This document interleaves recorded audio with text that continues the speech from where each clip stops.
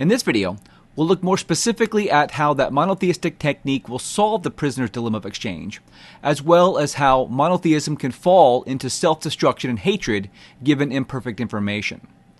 If you recall from the previous videos, we saw from Pascal's wager that monotheism is going to solve the prisoner's dilemma of exchange using value power. So what this means is that life is a high-stakes game. I've got one chance at life in monotheism, and it's going to result in something fantastic and incredible, or something agonizing and brutal.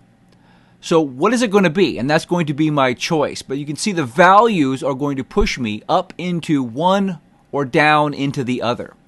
And that's shown here in the prisoner's dilemma of exchange. Person A is going to be pushed up into other-orientedness by the promise of heaven or paradise, or the threat of going to hell if they are self-centered, selfish, evil people. The same can be true here of person B if they're playing the monotheistic technique. And then both of these together can solve that prisoner's dilemma of exchange by pushing them up into other-orientedness. What we can do here is we can show how religious sects or that denominations can form, because we don't need such high and low values to solve this prisoner's dilemma of exchange. Let's take this value system. Here the idea is a conditional resurrection. So if you lived a selfish, evil life, then you simply just died. You didn't go to hell. There is no hell, but you simply die. However, if you do follow these religions and you are worthy of resurrection, then you do go to eternal bliss. So there is no hell, but there is a bliss. And you can see that this will still solve the prisoner's dilemma of exchange. And so there can be lots of variations of values here, and that's how denominations and religious sects can form, is by changing these values to still accomplish the prisoner's dilemma of exchange. So for example, here's another one. Let's take this one. Here we have a type of purgatory, if you will. And this can be purgatory for believers or also purgatory for unbelievers. So this value system is you have a finite pain or a finite cost if you do live a selfish, evil life. And that's represented by X or negative X. However, you eventually go to heaven and you do eventually experience eternal bliss. So everyone here is going to experience eternal bliss. However, those who are selfish and evil will experience temporary torment, but not everlasting conscious torment. And this will also solve the prisoner's dilemma of exchange. So again, there are a number of ways here. One that I haven't seen, but yet could still also work, is the following. So here we have, again, a type of conditional resurrection. However, in this case, the only resurrection is a resurrection to hell. So if you are a selfish, evil person, then you are resurrected from the dead and you go to hell. If you do follow these religions and you are going to be other-oriented, you simply die. This value system could also work. And so the point here was to show that a lot of these denominations are going to tweak these main powers, as well as the other powers that exist in these religions, to continually form, modify, and personalize from that world religions tree. And so in monotheism, we have the primary religious power being value power. This translates into society as a very strong legal system, a legal system that's able to hand out these punishments and rewards. So in these societies, or these religious societies, legal power, either from the church or from the governing authority, can use value power to hand out strong values to deter behavior.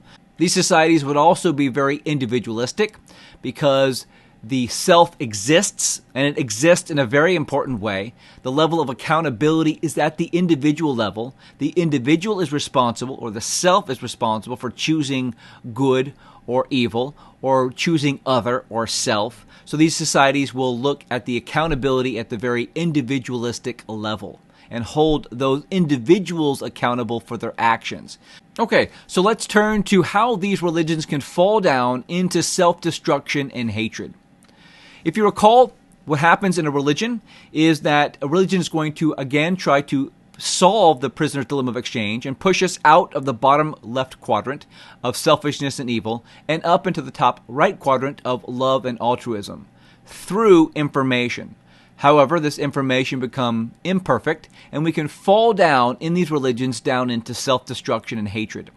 And so what happens here in monotheism is, it is a solution to the selfishness and evil problem through punishment.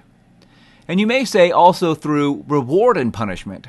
However, there's a famous book called Punishment by Rewards by Alfie Kohn, who argues that a reward is also a type of punishment. Because what's happening here is, if I ask you to do something and then bribe you or offer you a reward for your behavior, what I'm also essentially saying is if you don't do what I ask you to do, then I will withhold something from you. And again, this could be something like candy if it's something simpler, but it also could be something very devastating such as love. So I will withhold love from you unless you do what I say. I will withhold paradise from you unless you do what I say.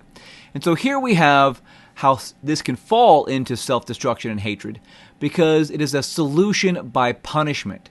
And this punishment can turn internal as well as external. But before we get to that personal level, let's take a look at how organized religion as a whole can fall down into self-destruction and hatred. Now, we've said a lot of things about the prisoner's dilemma, but we haven't set up the standard idea of a prisoner's dilemma and where that story comes from. So let's set it up briefly here. So we've got two individuals, and they both have engaged in some illegal activity. Now what happens here is they've been apprehended by the police, but the police only have enough evidence to convict them of a misdemeanor without further evidence. And so what the police are looking for here is a confession of guilt. However, if these individuals do not confess, then they're only convicted of the misdemeanor and spend a year in jail. However, the police can overcome this. Typically what happens is they separate the individuals and try to get the individuals to confess or to pin the confession on the other individual. And so here, if an individual confesses on the other, then that individual will be given a plea bargain and be able to go free, and pinning the other individual to a 10-year prison sentence. So the other individual will be convicted of a felony, and the individual who confesses will be given a plea bargain. However, if both individuals confess, there's also a plea bargain in which both individuals only get 5 years. And what you can see here is that both individuals have a dominant strategy here to confess. And so here is the prototypical prisoner's dilemma, in that both individuals confess because that is the dominant rational strategy to perform. However, both individuals could become better off by not confessing. And so while this is power used by the police, organized crime can also use a type of value power to overcome the prisoner's dilemma of exchange. So if these two individuals are part of a larger group or part of an organized crime can counteract this power themselves. And it would go something like this. If you confess, person A, no matter what happens to you, if you confess, you will die. We will find you and we will kill you if you confess at all. So whether you get out now or you get out later, you're going to die because you've confessed. And the same can also be said for person B. Again, this will push both individuals up into not confessing. So they can also solve the prisoner's dilemma of exchange through value power. And so what happens in organized religion is organized religion as a whole can fall down into self-destruction and hatred because they use the same techniques as organized crime.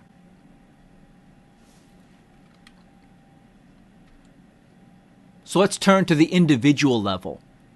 At the individual level, we're also going to set up another type of game down here in the bottom right. We've got a person in monotheism. God is a person. And so God can act to intervene. So the question is God able and willing to intervene in my life? Now, because bad things happen to me, and because God doesn't solve all of the problems in life, and there is misery and misfortune, God is not always able and willing. And so this has a difficult time for believers in this religion because the believer must be pushed in one direction or other when God is not able and willing. So if God is willing and wants to intervene but not able to intervene, then the believers can fall into despair. If God is able but not willing to intervene, then the believer can fall into cruelty.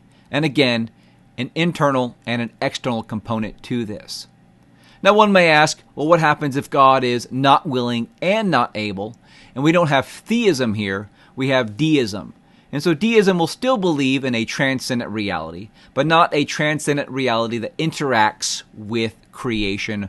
And deism will function a lot like humanism that we'll look at next in solving the prisoner's dilemma of exchange, so we'll leave that into the next videos. So here the believer is pushed either up into despair or down into cruelty. And so let's take a look at how this manifests in the believer's life.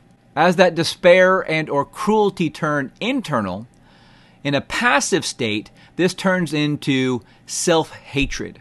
One suffers from negative self-talk, has a low self-esteem, is unable to interact with the world in a positive, confident way because one sees him or herself as this thing that is worthy of loathing, that is worthy of hating, that is worthy of being sent to hell, having no value and therefore worthless. This self-destruction and cruelty and despair can also be turned into an active component, and this can end in suicide or self-mutilation. There's a story of a woman who was told that if she were to sin and if her eyes were causing her to sin, then to pluck her eyes out. And so she literally plucked her eyes out, deforming herself in an active way of self-destruction. So here is where despair and cruelty are internal. We can also turn that despair and cruelty externally, and this in the form of hatred. Again, these take an active and passive component. In a passive component, there is apathy. And if you recall from our metaphorical naming, apathy is incredibly dangerous. And there's a famous quote by Aleister Crowley, which says, "The supreme satisfaction is to be able to despise one neighbor, and this fact goes far to account for religious intolerance. It is evidently consoling to reflect that the people next door are headed for hell." And the idea, again, is that if people are going to hell to suffer torment, then I can sit back and enjoy it even. So in this passive state, in this apathetic state toward the conditions of others, can lead to that passive form of apathy. And so here we can actually enjoy the pain and the suffering of others. And here we also have an active state, which could be actual genocide. Because in monotheism holds to the belief that the endless torture and the murder of individuals is right and good under certain conditions. So think about that. So here we have over half the world believing that under certain conditions, that the endless torture and murder of people is right and good. They deserve what they get. And whether that becomes either in a passive state of apathy, they deserve to go to hell, I'll sit back and not intervene, or in an active state, maybe in a physical state, we can also send them to hell. And so here we can see how both Christianity and Islam can fall down into self-destruction and hatred given imperfect information of their religious system. So in the next video, we'll start introducing our last religion, which will be humanism.